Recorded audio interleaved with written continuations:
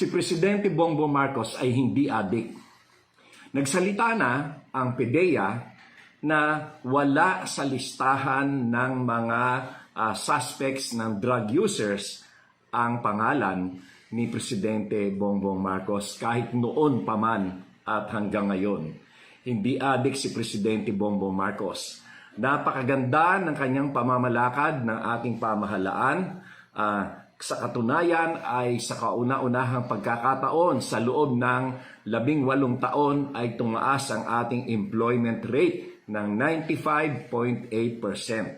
At nagkaroon tayo ng increase ng palay production ng 300,000 metric tons ngayon sa kanyang pamamahala. At napakarami pang mga bagay na pag-unlad ang kanyang ginagawa. Kagaya na lamang ng pagbaba ng inflation rate ng 3.9% itong nakaraang Disyembre.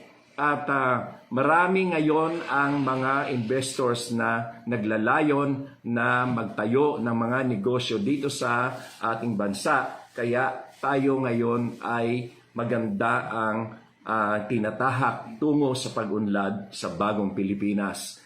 Kahit tanungin ninyo ang mga gabinete na ang lahat ng aming ginagawa ay talagang sang-ayon sa direksyon at advokasya ng ating mahal na Presidente Bongbong Marcos. Si Presidente Bongbong Marcos ay isang adik sa pagmamahal sa bayan, isang adik sa pagtatrabaho.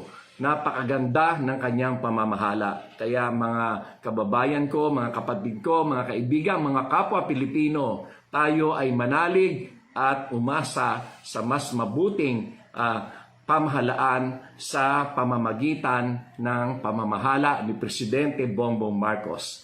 Maraming salamat.